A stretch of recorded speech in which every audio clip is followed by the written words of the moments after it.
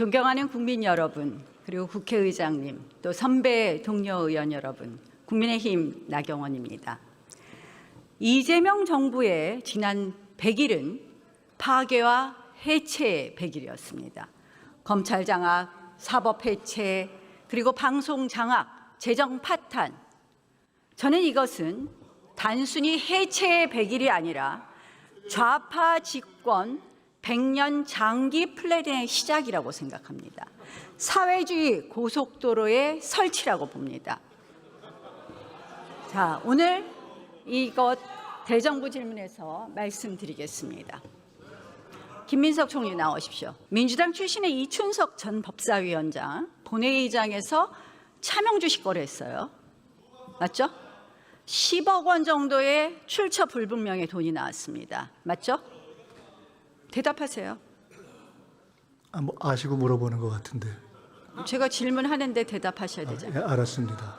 자, 김민석 총리도 인사청문회 과정에서 보면 약 8억 원가량의 출처 불분명의 돈이 있었습니다. 그런데 이춘석 법사위원장, 김민석 총리 똑같은 말을 합니다. 경조사비다, 출판 기념회다. 상식적으로 납득이 됩니까? 사회 상규에 맞다고 생각합니까? 네, 제가 여러 차례 그 출판 개념회도 있었고 애경사도 있었습니다. 제가 그것을 현행 법에 있는 대로 다 처리했는데 그것이 사회 상규에 맞춰서 저희 연배 우리 나 의원님의 경우를 비롯해서 우리가 애경사가 있으면 우리가 이렇게 들어오는 애경사 비에 비춰서 아주 과했는지는 사실 저는 잘 모르겠습니다만은 하여간 사실 자체는 그렇습니다. 그러니까 정치인들은 못 믿습니다. 저는 그렇게 받아본 적도 없고요. 저는 그래서 제안합니다. 출판 기념회 경조사비 투명화해야 됩니다. 그리고 일정한 요건 제한해야 됩니다. 어떻습니까? 정부 입법 발의하겠습니까? 네, 법안을 내시면은 좋은 법안이면 국회에서 논의가 되지 않겠습니까? 정부 입법도 하나 발의해 주십시오. 국민의힘 내부에서도 출판 기념회를 했던 분들도 꽤 있는 것으로 알고 있기 때문에 잘 다른 이야기 하시지 정리하셔서 말고 정부 입법 발의해 주실 것을 다른 요청합니다. 얘기가 아니라 그것을 법을 통과시키려면 여야가 협조를 해야 되지 않겠습니까? 현실을 잘 아시는 오선을 하신 나 의원님께서 김민석 총리도 협조해 달라는 요청 드립니다. 예, 그래서 잘 협조할 수 있도록 준비하셔서 법안을 준비해 주시면 좋겠다 말씀드립니다. 국민들이 믿을 수 있도록 해 주십시오. 자, 대통령께서 얼마 전에 권력에도 서열이 있다고 말했습니다. 동의하십니까?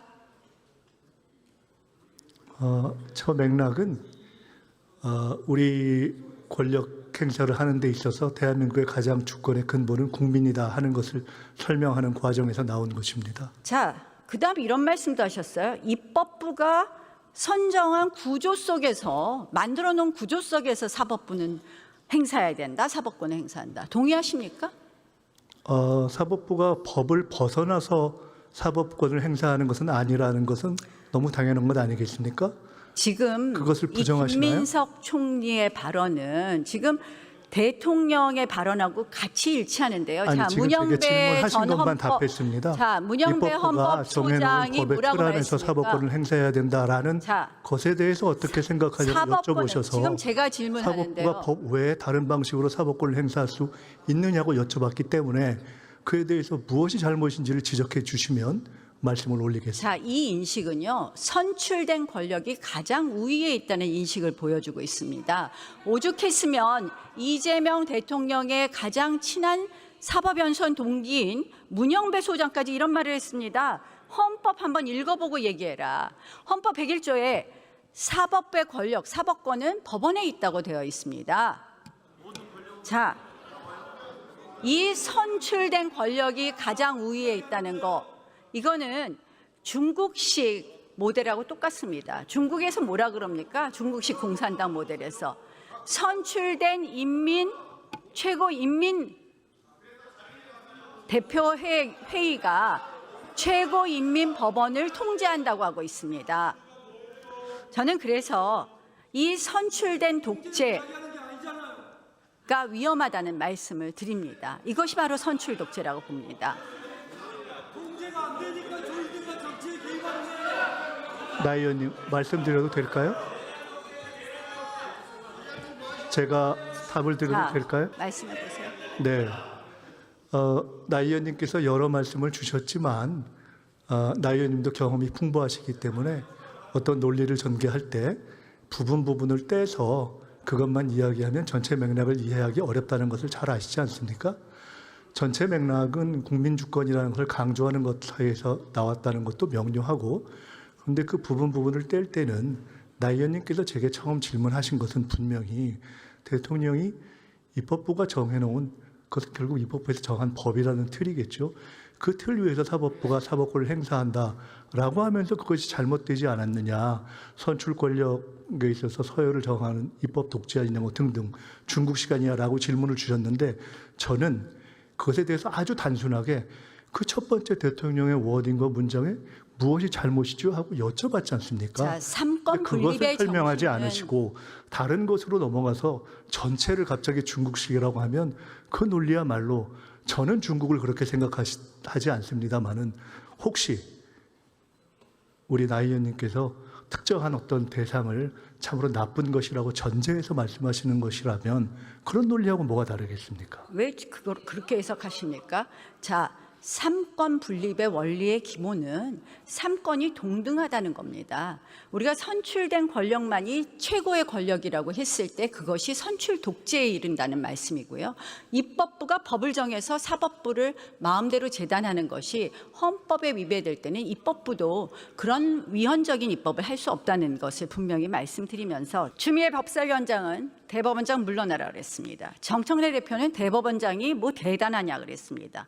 대통령실 강유정 대변인은 대법원장 물러나는 거 원칙적으로 공감한다 그러다가 말을 뺐습니다.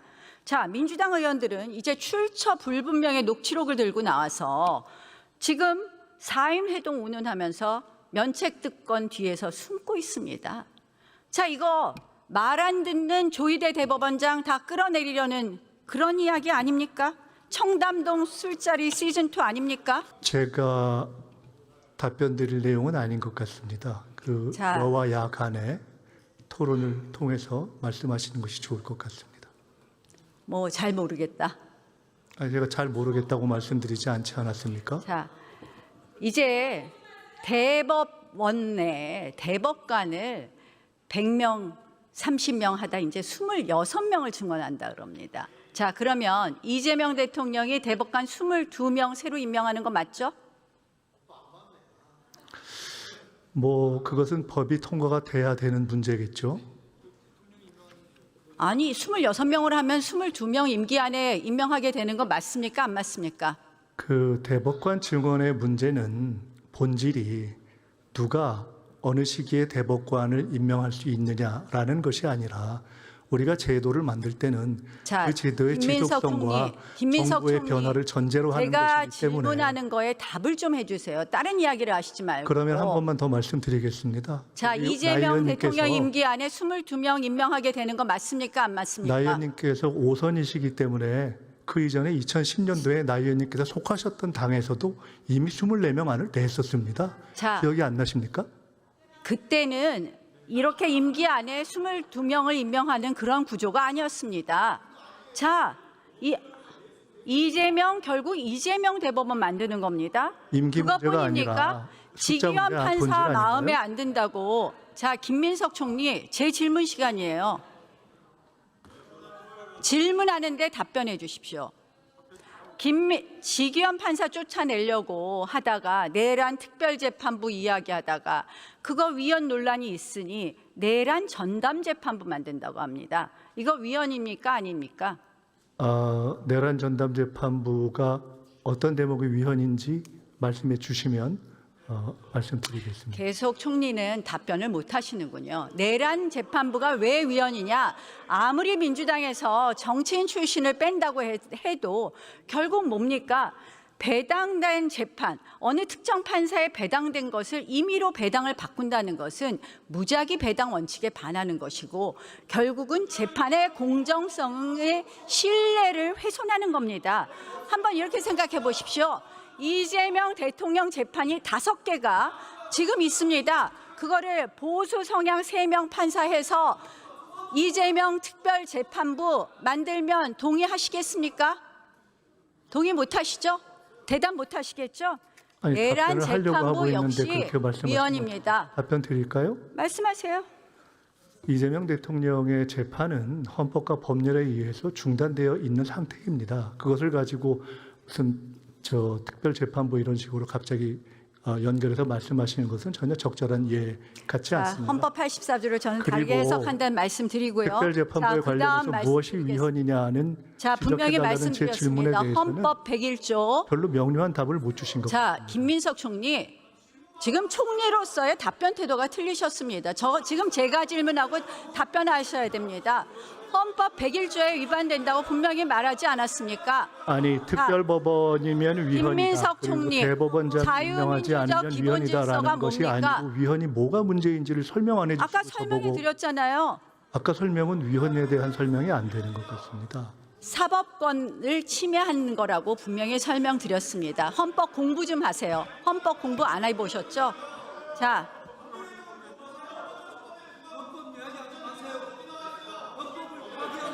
검찰 해체하는 것도 이 보면 표가 똑같아요. 중국식 이 정법 체계하고 똑같습니다. 한번 보시고요. 결국 정치가 수사권을 장악하는 것입니다. 자, 김민석 총리한테 한번 질문하겠습니다. 자유민주적 기본 질서가 뭡니까? 자유민주적 기본 질서가 뭐죠? 우리 헌법 전문에는 자유민주적 기본 질서를 우리가 존중해야 되고 확립해야 됩니다. 뭡니까?